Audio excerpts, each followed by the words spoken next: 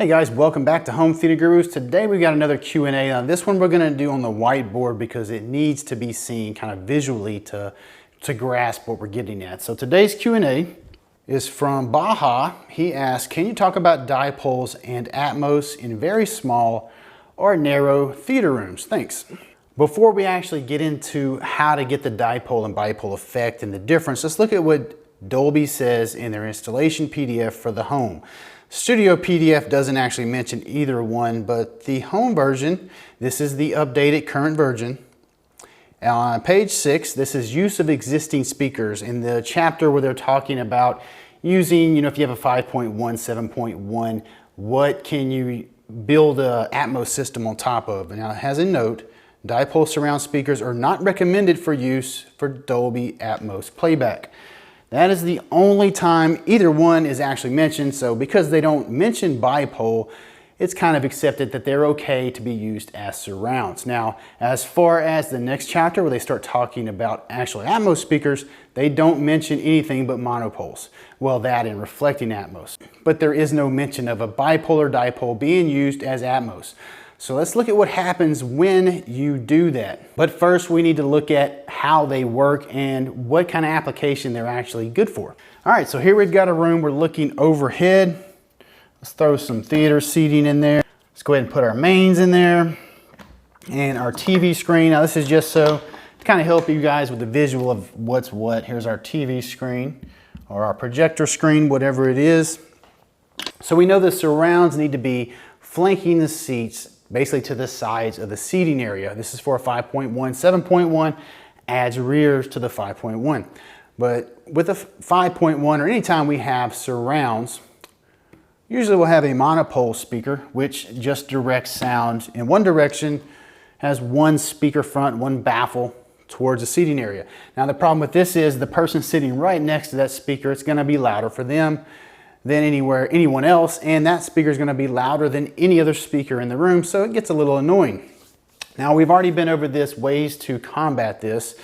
In other episodes we've talked about sitting slightly off axis of this speaker, also adding wides to reduce the time that sound is active in that speaker. But the bipole and dipole was actually created to kind of help with this. Now it doesn't fix it, but it does help, so let's look at how. So there's many versions of a dipole and a bipole, just the basic build of the speakers.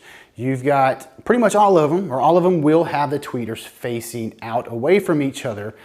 And some of them will have a tweeter and a woofer, basically like two bookshelf speakers on each baffle, kind of like a pyramid or triangle. Both of those are going to be facing out. And sometimes you'll have a woofer in the center. It will have three sides, a woofer in the middle and tweeters facing out. And the principle or the idea behind that is the woofer is already a very wide dispersion speaker because it handles low frequencies, which are already, they're so large that they're wide dispersion by nature. The upper frequencies that the tweeter handle, those are the ones that are very focused and have a very narrow dispersion by nature.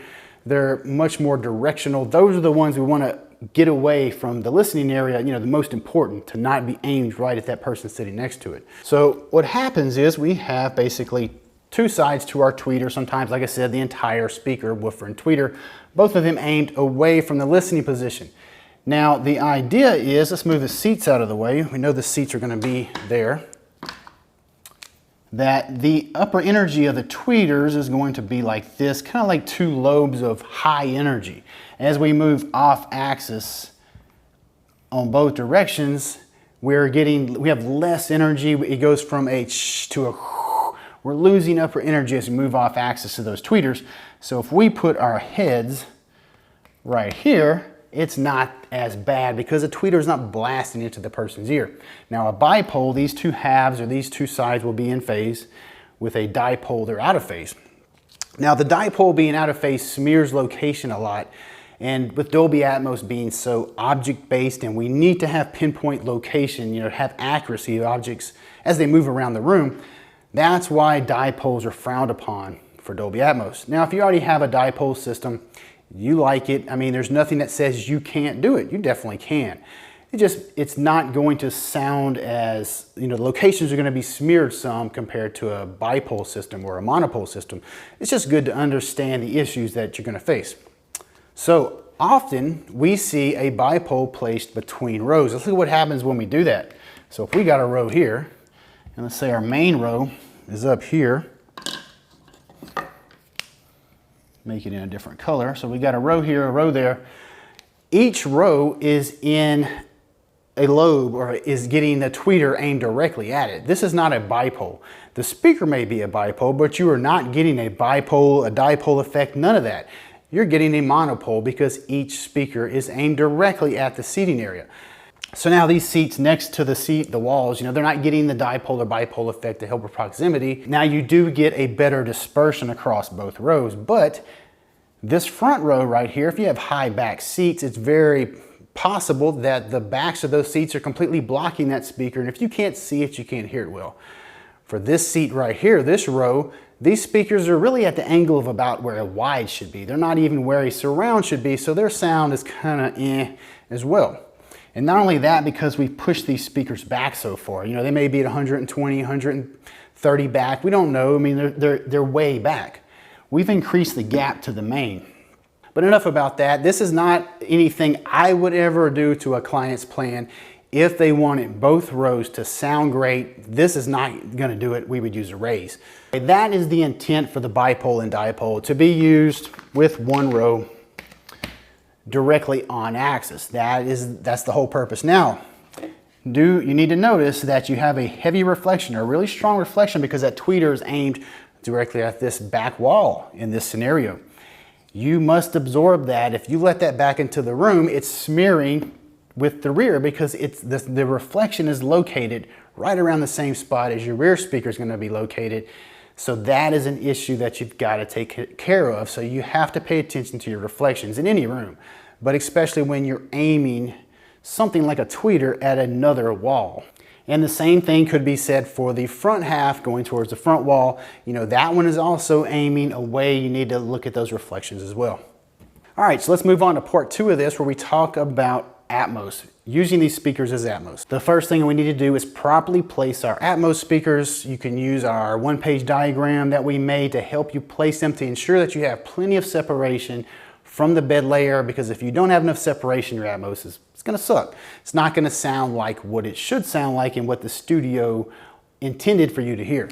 So let's just say we've placed our Atmos properly, and this is where they need to go. Now, of course, it's just a drawing. I'm just guessing here, but we're gonna say that's where they need to go. For some reason, someone has spec'd bipoles in this room. We've got a low ceiling. Maybe it's 8 feet, 7.5 feet, and someone said you need bipoles. So let's look at what happens when we do that. Now, there's 2 ways the bipoles could be installed. Let's say they're installed this way. Now, of course, you would have a bipole at every location. They're aimed that way. Now, look at where this side is aiming. There's nobody sitting over there. That is doing absolutely nothing. So the sensitivity of your speaker was given on axis. Now, that one's completely being lost, reflecting off the front wall, the carpet, whatever. So this is completely, basically that whole half is gone. Okay, so we have 1/2 of our bipole that's even aimed at the listening position. Now, because it's not towed in, okay, it's just aimed in the general direction, but it's aimed straight. This seat is getting the upper energy from that tweeter. It's on axis with that tweeter. As you move from seat to seat, that upper energy, if you were to play peak noise, goes from sh to sh. Okay, you lose upper energy. And what that means is when something pans across the ceiling or moves, an Atmos object is up there. If you're sitting over here, you don't really get those effects because the energy is lost. And you need those high energy spatial cues to really get the effect and place objects up there. If you're getting a very weak upper energy, your highs are weak, the whole thing goes out the window, it's lost. Yes, it's going to sound better than no Atmos, but it doesn't sound anything like what it should sound like. This wall in the example is kind of far away, but a lot of times people are sitting close to a back wall. So you could have a reflection coming off of that back wall, and that reflection is going to be lower than the Atmos speaker when it reflects off the wall and goes back to the seats. It's going to pull the Atmos down, so it's going to smear to your rear. So this is not good at all. Of course, you can't absorb it, but again, you're just losing half of that speaker to an opposite direction where no one's even sitting. All right, now the other way you could have your Atmos placed is like this, okay? In this one, it's the same thing. You've got one speaker aimed towards the middle of the room. This speaker is aiming towards a sidewall, okay? This one is very possibly going to be reflecting back, pulling the object's location down, or this whole speaker is going to sound like it's lower than it actually is. This one is not even towed in towards a seat, so all of these seats are going to be off axis, losing upper energy. Let's look at that last scenario from a different perspective. Here we are looking from the back towards the front of a room. We're standing behind a 3-seat home theater row. That's our headrest. We got a surround here. And this is where our Atmos should be placed. Now after this, I'm going to show you how to get extremely good sound, even in a low ceiling, high ceiling, doesn't matter. But right now we're talking about a bipole. So if you had a bipole up here, they would be facing away from each other. I'm sure most of you right now can see the problem with that. We only have half of that speaker even aimed at the seats. Now remember, they're aimed at the middle of the room, not really the seats, and they're in front. They're aimed down in front of the listening position and behind it. Nothing is really aimed at the listening position, just in the general direction towards the center of the room. This one, this half here, it's landing over here next to the surround, okay? So, and then it's gonna bounce back towards the listening position. So we've got this tweeter right here that's blasting its energy towards the center of the room. Again, not at the listening position, just towards the center. This one directly at the sidewall. Now this is a very short reflection. I mean, it's only a few feet to the wall and a few feet to the seat, so it's going to be very strong in energy. So it's going to pull this sound from here down this way. Our Atmos speaker is going to sound like it's somewhere over here instead of up there where it should be. Now, if we have a low ceiling, or really any ceiling height, we can use a trick called cross aiming, where we take this speaker and aim it at the opposite seat. In this one at its opposite seat. Now what that does is, much like we were trying to pull off with the bipole and dipole, where we didn't want to sit on axis of the tweeter, we're doing the same thing here. We're pushing the on axis to the opposite seat. So this guy sitting closest to that speaker is actually off axis of it, so it's not as loud and annoying for this guy. Also what that does is, because there's less energy here and more energy on axis, and we also lose energy as we move or we travel in distance. This guy's further away, but he's on axis. This guy's closer, but off axis. It helps you get a more consistent shh sound as you move from seat to seat. And you can actually play with this toe in and kind of hone that in and get that good sound to cover the seat. Pretty dang good. So even in a low ceiling, this sounds fantastic.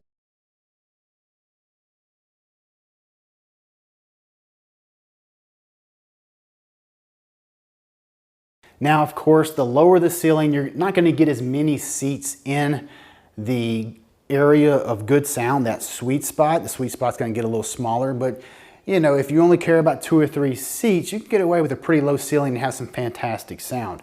People sit close in studios, you know, a lot of times, I mean, they're very close to the speakers. It's not like we can't sit close. We just have to play around with some little tricks and understand there's some compromises that come with that. Now, there's very few speakers that can pull this off, you know, in ceilings. Now, bookshelves, you know, of course you can do that. If you hang it from the ceiling, you can aim them wherever. But I've got an in ceiling I use for my room design clients, and we use the fire out of the speaker because it ensures that we're going to have outstanding Atmos. Hope that answers your question, Baja. If y'all have any more questions, leave them in the comments down below. If you need any help designing your rooms, let me know. My contact information is down in the description. It's going to be it for this one, guys. I'll see y'all next time.